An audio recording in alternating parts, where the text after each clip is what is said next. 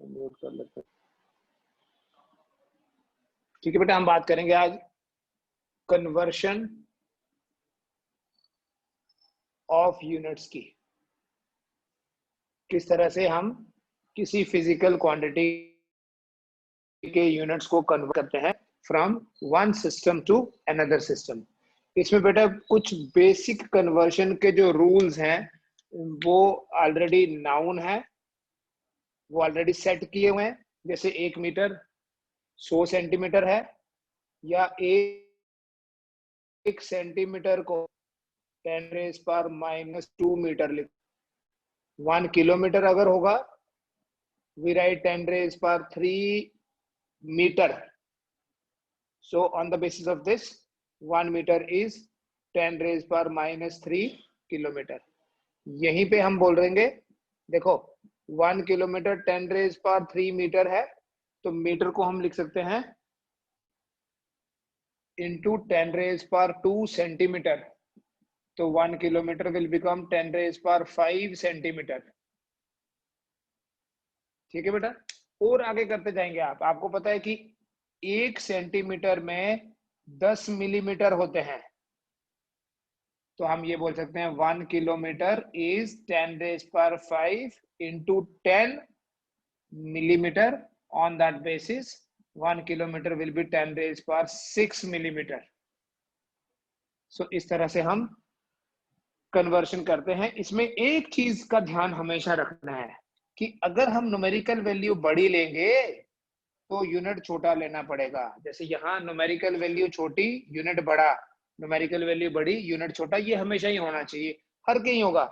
Metre बड़ा है centimetre से, लेकिन 100 बड़ा है 1 से।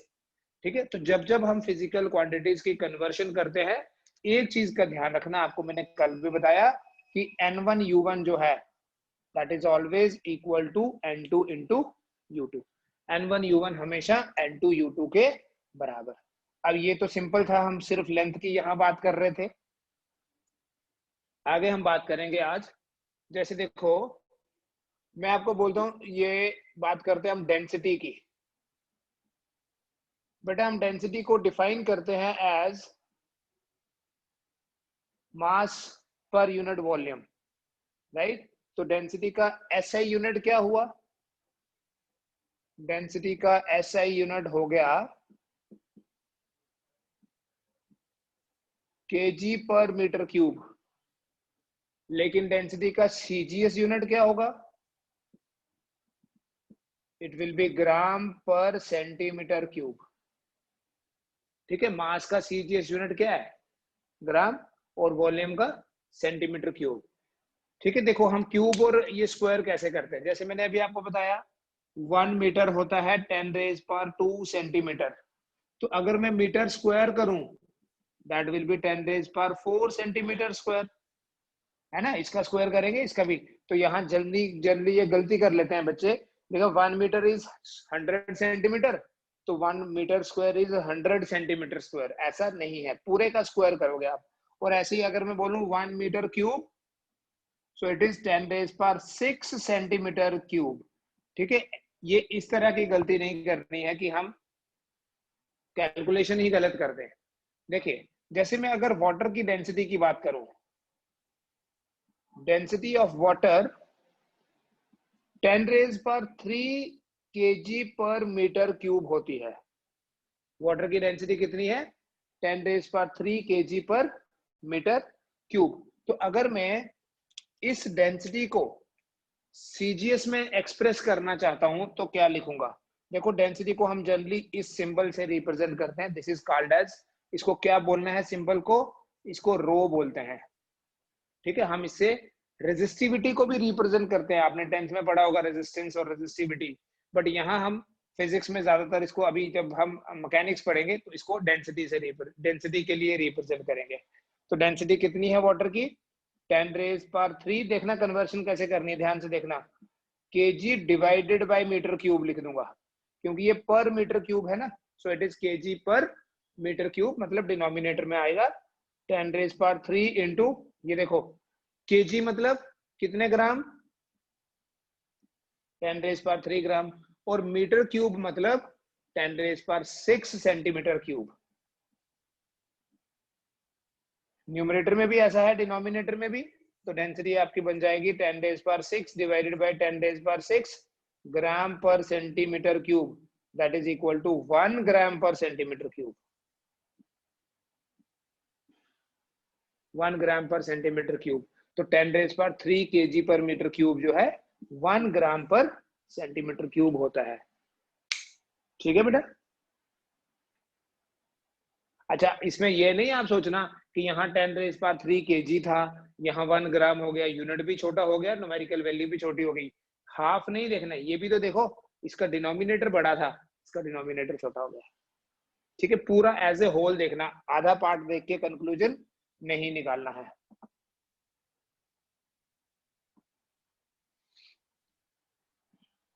स्पीड बड़ी एक कॉमन फिजिकल क्वांटिटी है जिसे हम डिफाइन करते हैं as distance travelled per unit time.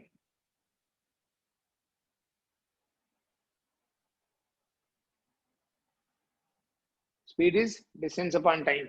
तो ऐसे यूनिट क्या बनता है बेटा स्पीड का? Metre per second. लेकिन हम जो यूनिट यूज करते हैं डेली लाइफ में, हम यूज करते हैं किलोमीटर पर आवर, ऐसे लिखते हैं किलोमीटर पर आवर। ठीक है, आपको जनरली स्पीड जो है किलोमीटर पर आवर में दी जाएगी, लेकिन फिजिक्स में हम मीटर पर सेकंड यूज करते हैं। तो देखिए kilometre per hour, 1 kilometre per hour को अगर मीटर पर सेकंड में कन्वर्ट करना है, ऐसे लिखूंगा, किलोमीटर हो गया बेटा 1000 मीटर, और 1 घंटे में होते हैं 3600 सेकेंड। तो 1 किलोमीटर पर आवर जो है that would be equal to, ये 2 जीरो कट जाएंगे, 10/36 हो गया 5/18 मीटर पर सेकेंड। ये याद रखिए एक और चीज, 1 kilometre per hour 5/18 metre per second होती है। और इसी में ऐसे भी बोल सकता हूं कि 1 metre per second is 18/5 kilometre per hour.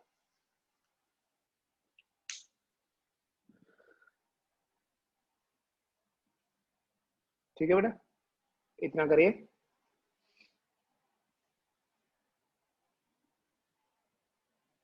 Next हम बात करेंगे अभी, चलो फोर्स की बात करते हैं। Let us talk about force. आपको पता है फोर्स का ऐसा यूनिट न्यूटन होता है। एक्चुअली फोर्स होता है मास इनटू एक्सेलरेशन। मास का ऐसा यूनिट हो गया केजी, एक्सेलरेशन का हो गया मीटर पर सेकेंड स्क्वायर। तो फोर्स का क्या हो गया? KG into metre per second square, इसे न्यूटन बोलते हैं। और अगर सीजीएस में कन्वर्ट करना है तो केजी की जगह आएगा ग्राम, मीटर पर सेकेंड स्क्वायर की जगह आएगा सेंटीमीटर पर सेकेंड स्क्वायर। जैसे KG metre per second square को ऐसे न्यूटन बोलते हैं, हम ऐसे लिखते हैं 1 newton equal to 1 kg metre per second square. ठीक है, ऐसे ही बेटा ये जो 1 ग्राम पर सेंटीमीटर स्क्वायर है, इसको डाइन बोला जाता है। मतलब सीजीएस यूनिट क्या है फोर्स का? The CGS unit of force is dyne, the SI unit of force is newton. तो 1 डाइन किसके बराबर हुआ?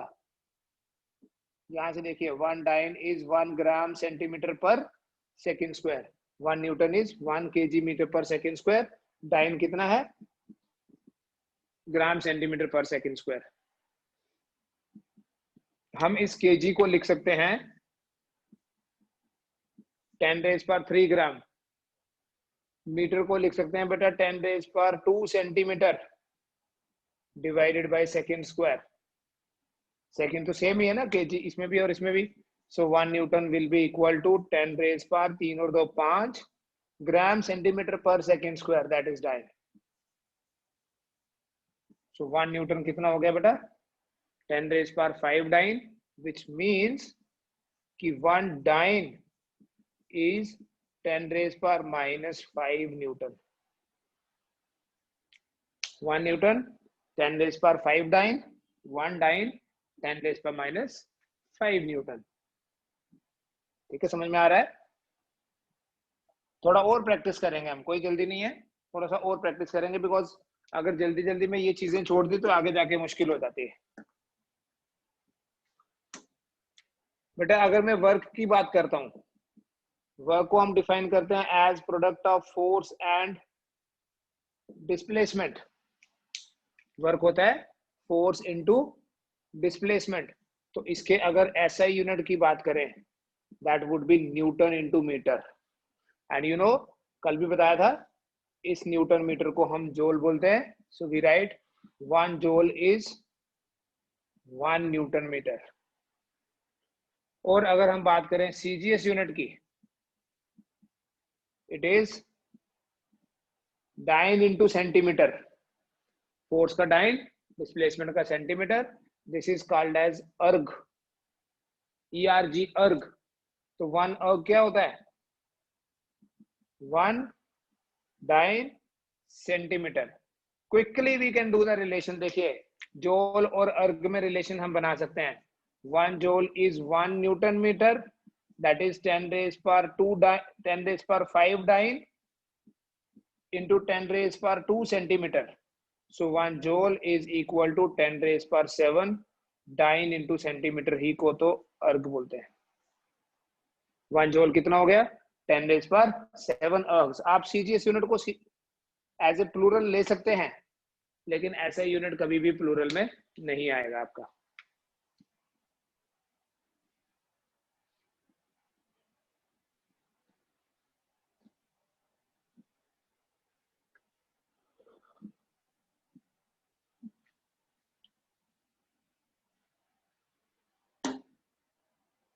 मैंने आपको कल ग्रेविटेशनल कांस्टेंट का यूनिट कैसे निकालना है वो समझाया था। क्या था बेटा हमारे पास? न्यूटन मीटर स्क्वायर पर केजी स्क्वायर। लेकिन जो ग्रेविटेशनल कांस्टेंट की वैल्यू है वो है 6.67 into 10 raise power -11। 6.67 into 10 raise power -11 newton metre square पर KG square. So if I say कि इस वैल्यू को सीजीएस में कन्वर्ट करना है, इस वैल्यू को अगर सीजीएस में कन्वर्ट करना है, I will write 6.67 into 10 raise power -11। Newton की जगह लिखूंगा 10 raise power 5 dyne, metre square 10 raise power 4 centimetre square divided by kg square. -2 है देखो इसलिए नीचे लिख रहा हूं। 1 केजी कितना होता है? 10 रेज पावर 3 ग्राम। तो केजी का स्क्वायर कितना हो गया? 10 रेज पावर 6 ग्राम स्क्वायर। समझ में आ गया? If you have any doubt, you can unmute yourself and you can ask your question. So this will become -11 plus 9, है ना? -11 plus 9 कितना हो गया? -2। ये ऊपर जाएगा माइनस हो जाएगा। -2 - 6 will become -8 dyne centimetre square per gram square. देख लीजिए इसको, ठीक है। There is another quantity very commonly use, angle. अब आप बोलोगे फिजिक्स में एंगल का क्या रूल है? एंगल एक्चुअली मैथ्स में होता है। फिजिक्स में एंगल जो है, एंगल का इंपॉर्टेंस जो है कि इसकी हेल्प से हम डायरेक्शन की मेजरमेंट करते हैं। हमें डायरेक्शन पता करनी पड़ती है, तो जब डायरेक्शन की बात होगी तब हम एंगल की बात करेंगे। इन जनरल जब सिर्फ एंगल बोला तो वो प्लेन एंगल है, ठीक है। इट शुड बी अंडरस्टूड कि सिर्फ एंगल बोला है तो वो कौन सा है? Plane angle. It is not solid angle. तो यहाँ दो लाइंस के बीच में एंगल देखते हैं, आप यहां से देख सकते हो, यहां से देख सकते हो, ठीक है। मान लेता हूं मैं ये पॉइंट O है और ये है आर्क, या ये है आर्क। अगर ये आर्क होगी, देखना, अगर ये आर्क होगी तो ये रेडियस है। मान लो मैं इसको S1 बोल देता हूं, इसको R1। अगर ये आर्क है S2 तो ये रेडियस है, और अगर ये आर्क है S3 तो ये रेडियस है। ये रेशो हर बार सेम आएगी, S3/R3, S2/R2, S1/R1। Every time the ratio will be same. और आपको पता है बेटा एंगल का ऐसा यूनिट क्या होता है? बता दिया मैंने कल आपको एंगल का SI unit. The SI unit of angle is radian. The SI unit of angle is radian. But angle के और भी तो यूनिट्स होते हैं। एंगल के और यूनिट्स हैं जैसे डिग्री, हम कॉमनली डिग्री यूज करते हैं, लेकिन एसआई यूनिट रेडियन है। एंगल का एक यूनिट और है मिनट, एंगल के और यूनिट है सेकंड। तो मिनट और सेकंड जो है ये टाइम के यूनिट भी हैं और एंगल के यूनिट भी हैं।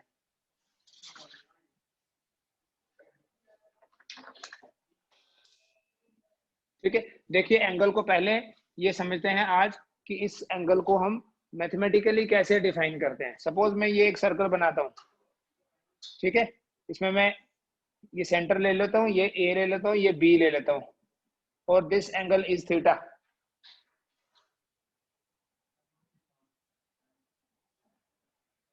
This angle is theta. तो जब जब whenever angle is measured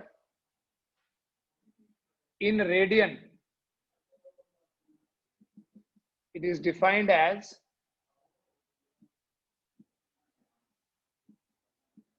the ratio of arc to the radius।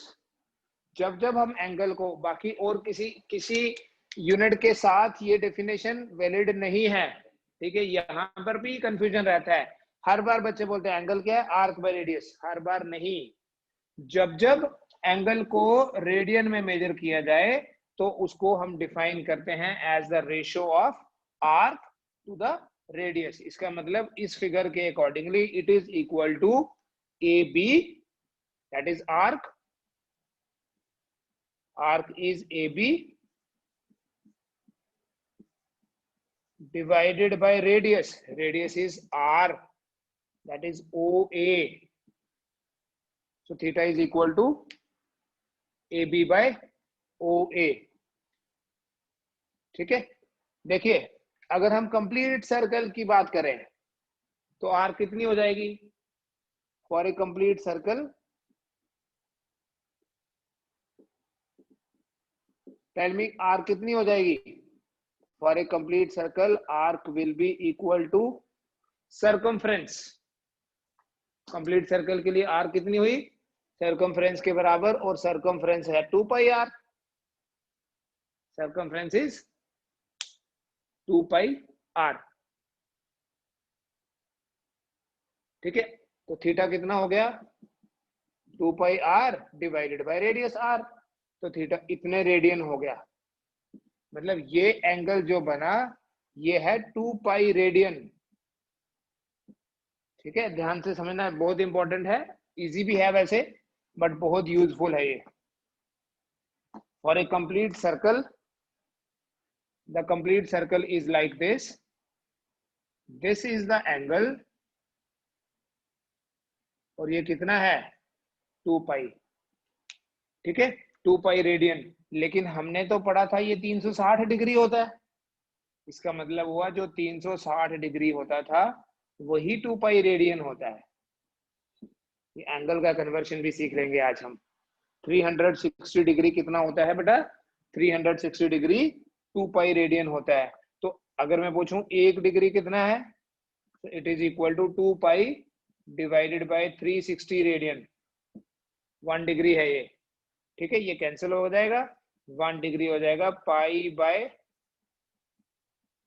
180 radian. 1 degree is equal to pi by 180 radian. ऐसे याद रखो, या ऐसे याद रख सकते हो सीधा कि 180 डिग्री पाई रेडियन होता है। 180 डिग्री जो है that is equal to pi radian. तो 1 रेडियन कितना हुआ? 180 बाय पाई डिग्री, अप्रोक्सीमेटली बेटा ये 57 डिग्री होगा। 1 रेडियन कितना होगा अप्रोक्सीमेटली? 1 रेडियन अप्रोक्सीमेटली 57 डिग्री होता है। ठीक है, you can make an idea कि रेडियन क्या होता है। आपको पता है 60 डिग्री कौन सा एंगल है, 45 कौन सा है, 30 कौन सा है, 30 से डबल 60 हुआ, 60 90, ये आइडिया थोड़ा सा आपको है, बट अभी ये याद रखेंगे कि इसी को 57 डिग्री को ही ये कहां से आया पता है, 180 बाई 3 पाई लिखा, तो 180 बाय ऐसे है, 1 radian is equal to 180 by 3.14 degree. So that is what 57 degrees.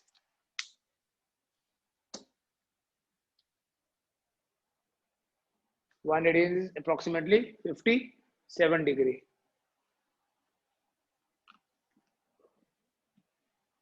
ठीक है, जैसे आपको ये आइडिया है, ये 90 डिग्री होता है,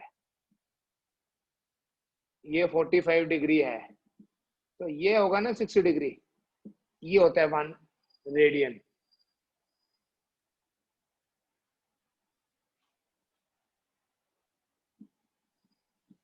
देखो हम कुछ इंपॉर्टेंट कन्वर्शंस जो है वो सीख लेंगे आज।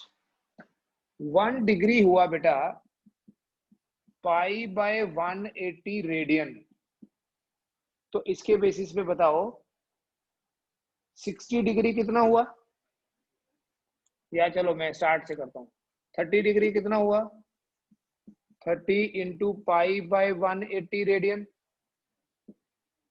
30 इंटू पाई बाय 180, ये 0 0 कट जाएगा, it will be equal to pi by 6 radian.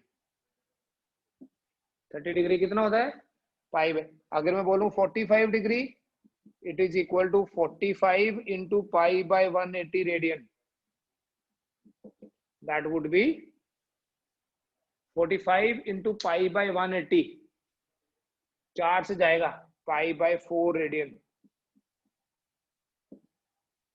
अगर मैं बोलूं आपको बताओ 60 डिग्री कितना है, तो सिंपली 60 इंटू पाई बाय 180, आप और कर सकते हो, जितने मर्जी आप करते जाओ, ठीक है। It is equal to pi by 3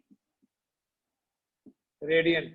if I say 90 degree, it is 90 into pi by 180 radian, that is equal to pi by 2 radian. So this way जो हमारा कन्वीनियंट यूनिट है एंगल का वो तो डिग्री है, लेकिन हम उस डिग्री को रेडियन में भी कन्वर्ट कर सकते हैं। ठीक है, कोई डाउट है तो बता सकते हैं।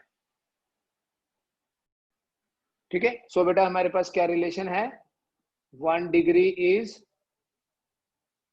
पाई बाय 180 रेडियन, या pi radian is equal to 180 degree. तो इसी के बेसिस पे देखो 1 रेडियन कितना हो गया, मैंने आपको बोला था अभी मैं इतना ही रखूंगा, अप्रोक्सीमेटली 57 है, बट मैं ये रखने वाला हूं अपने पास।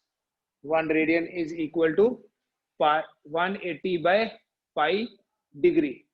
बेटा जो डिग्री है, 1 डिग्री को 60 मिनट भी बोला जाता है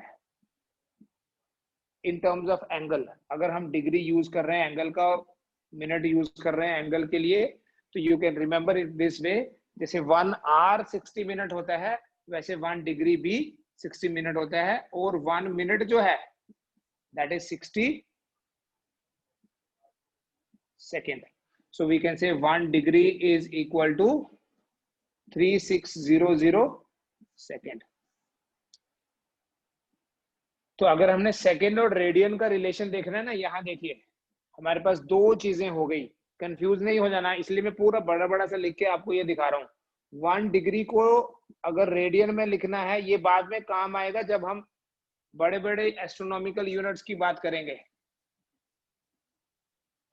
1 degree is pi by 180 radian and 1 degree is also equal to 3600 second. So इसके बेसिस पे हम ये बोल सकते हैं कि 3600 सेकेंड जो होता है that is equal to pi by 180 radian.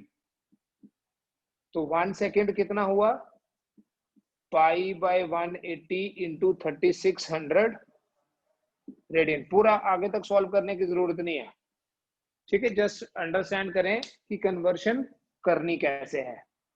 ठीक है, तो ये मैंने आपको बेसिक रूल्स बताए, जस्ट इसमें अभी कोई फिजिक्स इन्वॉल्व नहीं है। यू कैन से थोड़ा बहुत मैथमेटिक्स तो इन्वॉल्व है, बट फिजिक्स इन्वॉल्व नहीं है। ठीक है, इसको थोड़ा सा प्रैक्टिस कर लीजिए। अभी हमने जो 2 दिन में पढ़ा, मंडे से वील स्टार्ट द डायमेंशंस। ठीक है, जो एक्चुअल पार्ट है, जो यूजफुल पार्ट है इस चैप्टर का, वो हम मंडे से करेंगे। टिल देन आप ये रिवाइज कर लो जो ये आपके पास लेक्चर्स आ गए। ठीक है, थैंक यू।